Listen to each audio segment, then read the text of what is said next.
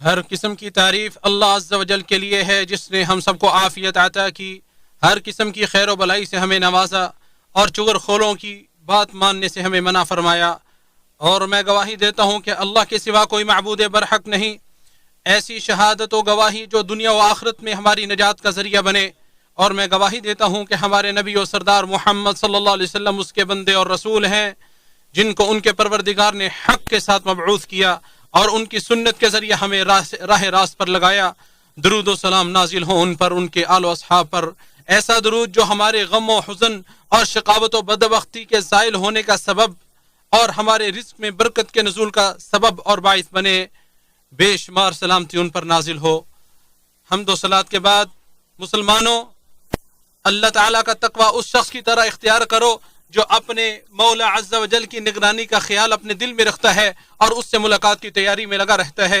ارشاد باری تعالیٰ ہے، اے ایمان والو، اللہ سے کما حقہ ڈرو اور تم اس حال میں مرنا کہ تم مسلمان ہو۔ مسلمانوں، پاکیزہ نفوس ہمیشہ اخلاق فاضلہ اور اوصاف حمیدہ کی طرف مائل ہوتے ہیں، جبکہ بیوقوف لوگ گھٹیا اور خبیث چیزوں کی طرف میلان رکھتے ہیں۔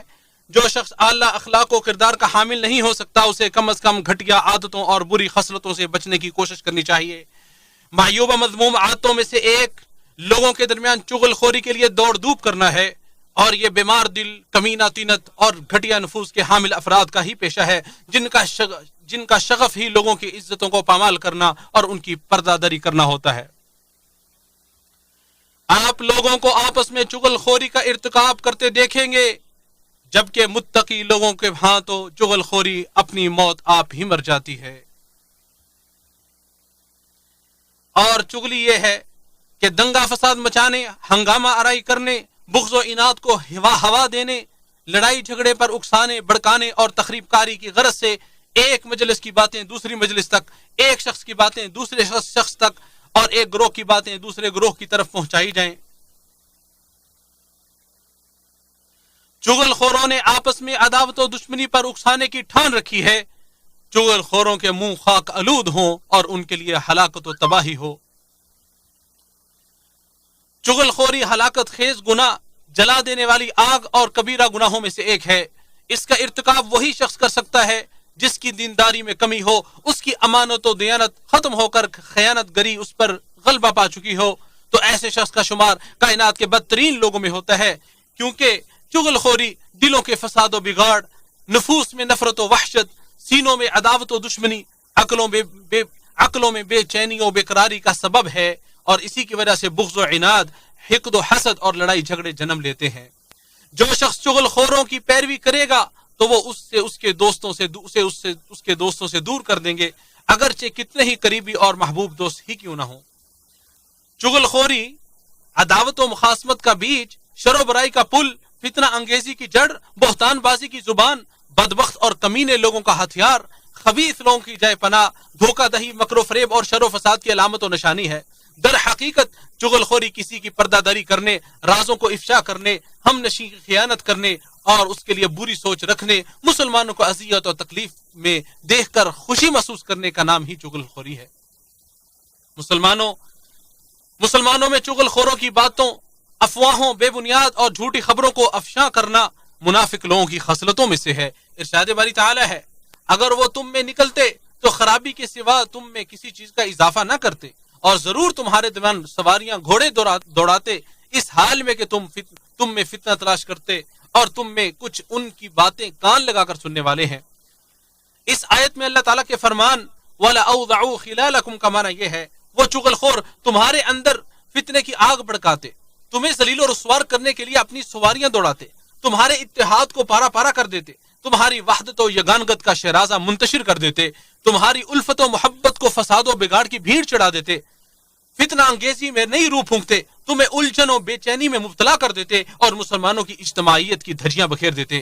اور اللہ تعالیٰ کے فرمان وَفِيكُمْ سَمَّاعُونَ لَهُمْ کا مطلب یہ ہے کہ تمہارے درمیان کچھ ایسے لوگ موجود ہیں جو ان کی پیروی کرتے، ان کی باتوں کی تحسین کرتے اور سراہتے، اور تمہارے اندر چغل خور اور جاسوس بھی موجود ہیں جو تمہاری خبریں لے کر ان کو دیتے۔ کسی دیہاتی شخص نے کیا خوب کہا، چغل خوری کو چھوڑ دیجئے کیونکہ اس کا آغاز زہر حلال اور اختتام گناہ و معصیت ہے۔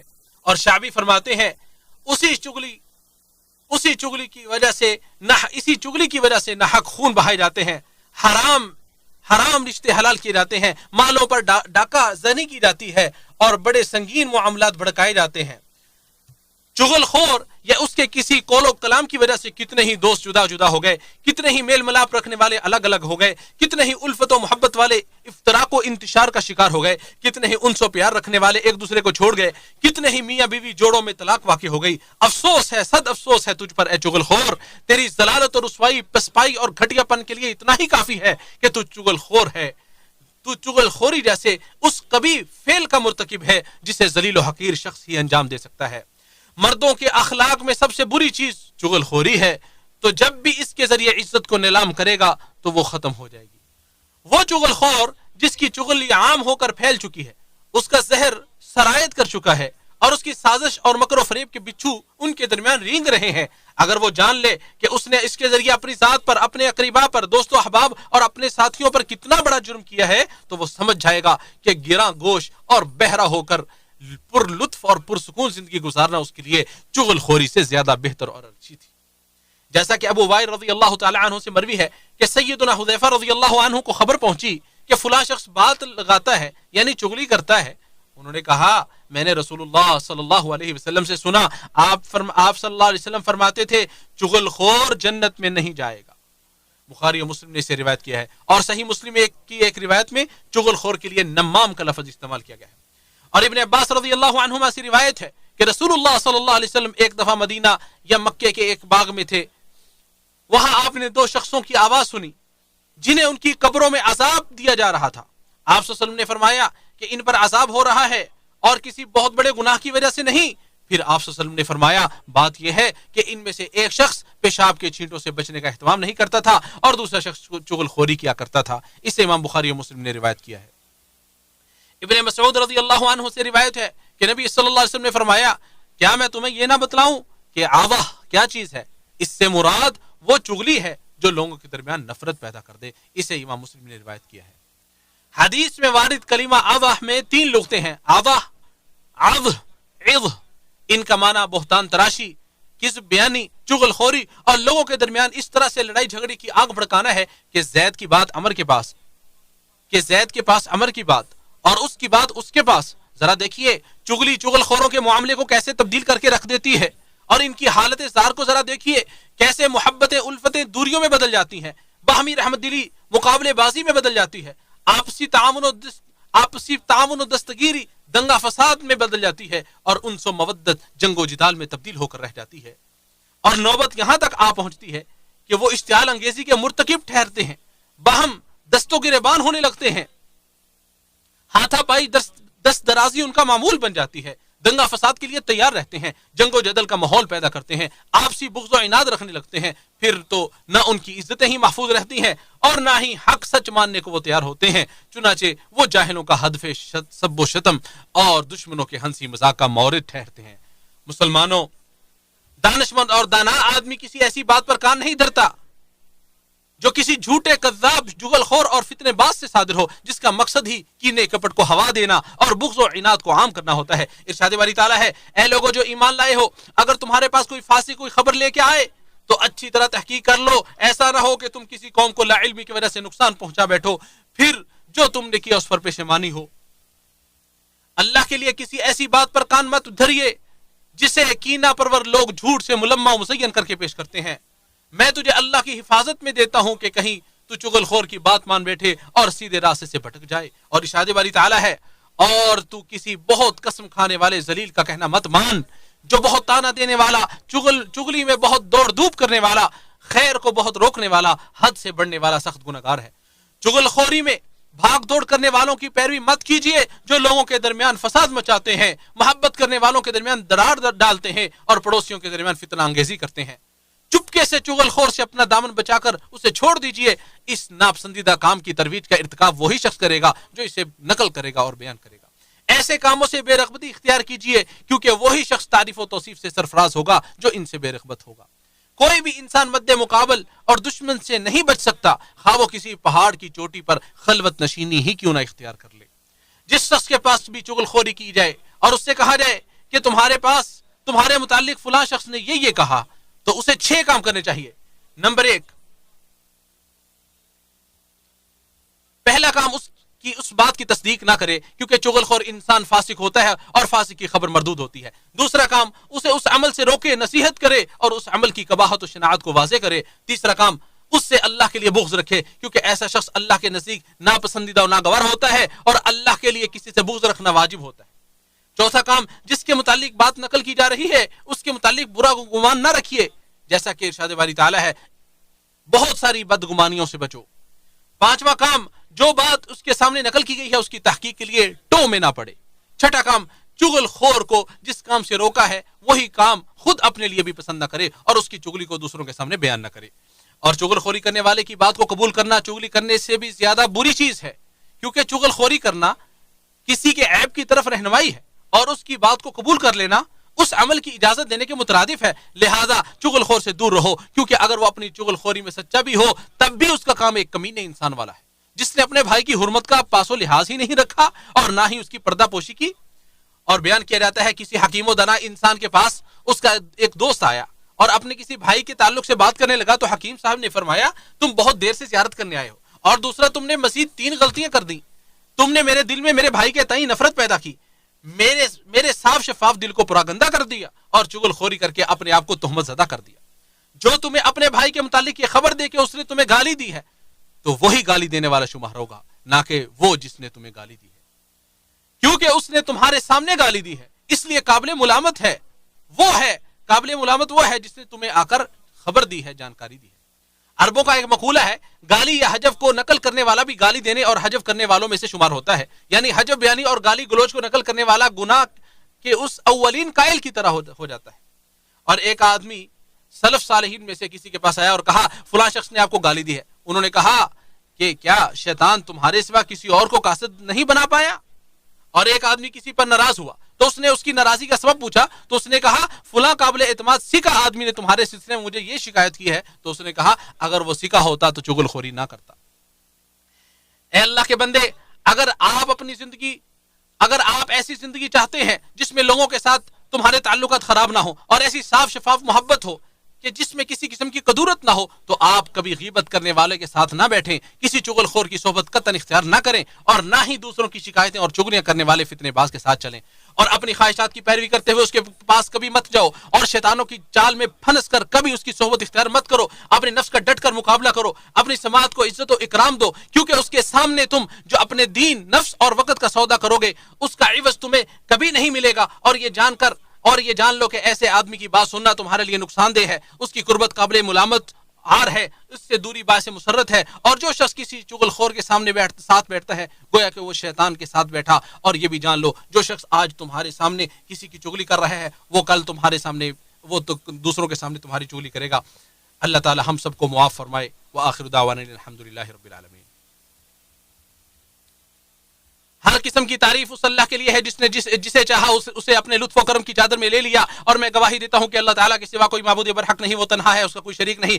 جو بیماریوں سے مایوس کن لوگوں پر انعام و احسان کرتے ہوئے ان کے لیے دوا و علاج کا بندوبست کرتا ہے، اور میں گواہی دیتا ہوں ہمارے نبی و سردار محمد صلی اللہ علیہ وسلم اس کے بندے اور رسول ہیں، جن کی پیروی کرنے والا شخص ہدایت کے راستے پر گامزن ہو جاتا ہے اور ان کی نافرمانی کرنے والا ضلالت و گمراہی اور ہلاکت و تباہی کے گڑھے میں جا گرتا ہے۔ مسلسل اور ہمیشہ درود و سلام نازل ہوں آپ صلی اللہ علیہ وسلم پر، آپ صلی اللہ علیہ وسلم کی آل اور صحابہ کرام پر۔ مسلمانوں، تقوی الہی اختیار کرو، اس کی نگرانی کا احساس اپنے دل میں رکھو، اس کی اطاعت کرو اور نافرمانی سے بچو۔ ارشاد باری تعالیٰ ہے اے ایمان والو اللہ سے ڈرو اور سچوں میں سے ہو جاؤ۔ اے چغل خور، بہتان باز اور فتنہ پرور انسان، اے وہ انسان جس کو ہوا پرستی نے اپنی تحویل میں لے لیا ہے اور وہ اس سے آزاد نہیں ہو پا رہا۔ اے ہلاکت و تباہی سے غافل انسان، ہلاکت و بربادی نے جسے اچھی طرح اپنی گرفت میں لے لیا ہے۔ اے اپنی سلامتی پر مغرور انسان، موت جس کے لیے اپنا جال بچھا چکی ہے، تم غور تو کرو، اسی حالت میں اپنی قیام گاہ چھوڑ کر تم رخت سفر باندھنے والے ہو، اپنے مولا عز و جل کی طرف پلٹو۔ چغل خوری اور اذیت و تکلیف جیسے اپنے جرائم سے باز آ جاؤ۔ اپنی چغل خوری کے ذریعے تم نے جس پر جو زیادتی کی ہے اس سے معافی طلب کر لو، اور چغلی کے ذریعے جو کسی کو تکلیف دیا ہے اسے معذرت کر لو، اور جس کو تم نے اس کبھی فعل کے ذریعے غم میں ڈالا ہے اس سے معافی کے خاص گر بن جاؤ۔ اور اگر اس کو خبر دینے اور معافی طلب کرنے سے کسی فتنے اور شر کا ڈر ہے تو اس کو خبر کرنا، اس سے معافی تلافی کرنا ضروری نہیں۔ ایسے شخص کے لیے کثرت سے دعا و استغفار کرو، اس کی تعریف کرو اور اس کے ساتھ احسان کا معاملہ کرو۔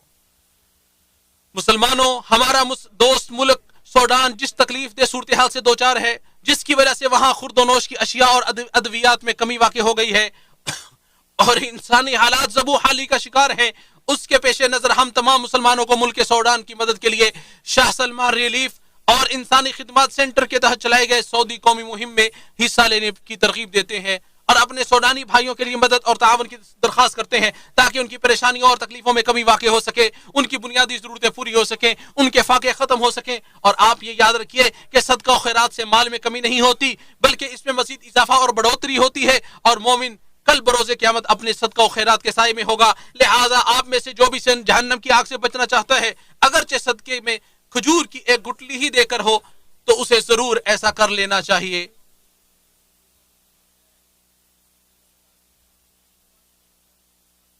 راہ راست دکھانے والے، مخلوق کی سفارش کرنے والے احمد مصطفیٰ صلی اللہ علیہ وسلم پر سب سے کثرت سے درود و سلام پڑھو، کیونکہ ان پر جو ایک بار درود پڑے گا اللہ تعالیٰ اس پہ رحمت نازل فرمائے گا۔ اے اللہ ہمارے نبی و سردار، رحمت و ثواب کی خوشخبری دینے والے، عذاب و عقاب سے ڈرانے والے محمد صلی اللہ علیہ وسلم پر درود و سلام نازل فرما، جو روز قیامت صاحب شفاعت ہوں گے، جن کی سفارش کو قبول کیا جائے گا۔ اے اللہ آپ صلی اللہ علیہ وسلم پر، آپ صلی اللہ علیہ وسلم کی آل و اصحاب پر رحمت نازل فرما، اور ان کے ساتھ ساتھ ہم سے بھی راضی ہو جائے۔ اے کریم اور بہت زیادہ عطا کرنے والے، اے اللہ اسلام و مسلمانوں کو غلبہ عطا فرما، شرک و مشرکین کو ذلیل و رسوا فرما، دین کے دشمنوں کو تباہ و برباد فرما، تمام مسلم ممالک اور ہمارے ملک مملکت سعودی عرب کے خلاف سازش کرنے والوں کی سازش، مکر و فریب کرنے والوں کے مکر و فریب، اور بغض حسد رکھنے والوں کے بغض و حسد سے اسے محفوظ فرما۔ اے تمام جہانوں کے پالنہار، اے اللہ ہمارے پیشوا خادم حرمین شریفین کو اپنے پسندیدہ کاموں کی توفیق عطا فرما، اور انہیں نیکی اور تقوی کے کاموں کی توفیق عطا فرما۔ اے اللہ، اے تمام جہانوں کے پالنے والے، انہیں اور ان کے ولیعہد کو اسلام کی تقویت اور مسلمانوں کی اصلاح کے کام کرنے سر انجام دینے کی توفیق عطا فرما۔ اے اللہ ہماری فوج، ہماری سرحدوں کی حفاظت فرما۔ اے تمام جہانوں کے پالنہار، اے اللہ ہمارے بیماروں کو شفا عطا فرما، مصیبت زدہ لوگوں کو عافیت عطا فرما، ہمارے فوج شدگان کی مغفرت فرما، اور دشمنوں کے خلاف ہماری مدد فرما۔ اے تمام جہانوں کے پالنہار، اے اللہ ہر جگہ ہمارے مسلمانوں کی حفاظت فرما۔ اے اللہ ہر جگہ ہمارے مسلمان بھائیوں کی حفاظت فرما۔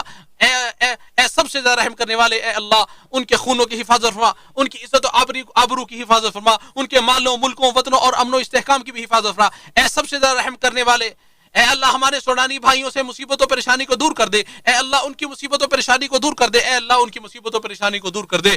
فتنے فساد کی جو آگ بھڑک رہی ہے اسے بجھا دے، عدم استحکام کی چنگاریوں کو اور تصادم کی آگ کو ٹھنڈا کر دے۔ اے سارے جہانوں کے پالنہار، اے اللہ ہماری دعا کو شرف قبولیت عطا فرما اور ہماری پکار کو منظور فرما۔ اے عزت والے، عظمت والے اور نہایت رحم کرنے والے اللہ۔